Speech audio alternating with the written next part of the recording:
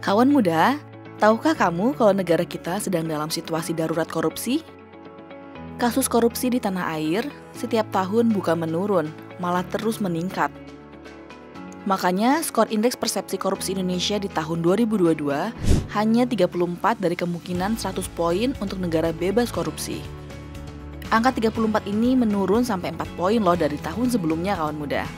Kamu tahu kawan muda, angka sekecil itu membuat kita hanya ada di peringkat ke-110 dari 180 negara.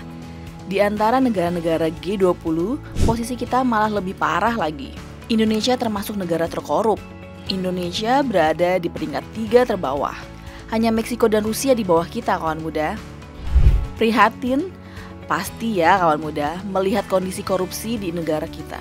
Akibat dari bocornya dana akibat korupsi tentu dirasakan oleh seluruh masyarakat.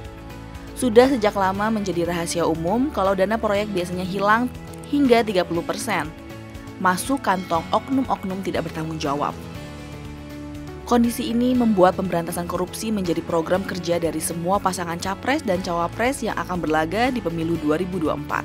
Entah karena memang serius atau hanya jadi isu seksi saat kampanye. Namun untuk Pak Prabowo Subianto dan wakilnya Gibran Rakabuming Raka, masalah ini dianggap begitu serius kawan muda. Makanya masuk dalam 17 program prioritas dan 8 program Asta Cita.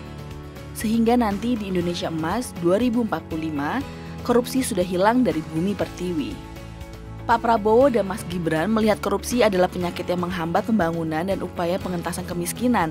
Jadi kalau kasus korupsi masih seperti jamur di musim hujan, jangan berharap kemiskinan akan hilang. Berantas korupsi jadi harga mati supaya masyarakat sejahtera kawan muda. Yuk kita lihat apa saja sih yang akan dilakukan Pak Prabowo dan Mas Gibran untuk memberantas korupsi. Kawan muda, Pak Prabowo dan Mas Gibran melihat pemberantasan korupsi harus dilakukan dari dua sisi, yaitu pencegahan dan penindakan.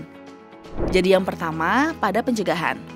Dilakukan dengan pembangunan sistem pengendalian korupsi pada sistem logistik nasional yang terintegrasi pada berbagai bidang kawan muda. Semua dilakukan dengan sistem digital sehingga mempermudah proses berbisnis, sekaligus pengawasannya serta menekan biaya. Jadi kalau pelaku tidak bisa lagi mendapatkan keuntungan dari korupsi, tentu mereka tidak akan lagi korupsi. Kedua, kawan muda, di sisi penindakan korupsi, harus dilakukan dengan sistematis. Dimulai dengan memperkuat KPK, kepolisian, kejaksaan, dan kehakiman. Pelaku korupsi tentu harus dihukum seberat-beratnya.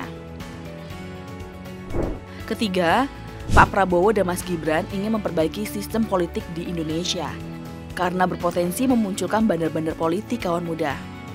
Ketika seseorang ingin mencalonkan diri sebagai pejabat, misal jadi bupati, pasti butuh dana besar. Nah, ada orang-orang yang berinvestasi menyediakan dana. Saat sudah terpilih, minta ini itu deh. Hal ini sudah banyak terjadi, malah di tahun 2023 ini masih banyak pejabat publik yang tertangkap tangan saat melakukan korupsi. Yang terbanyak adalah para bupati.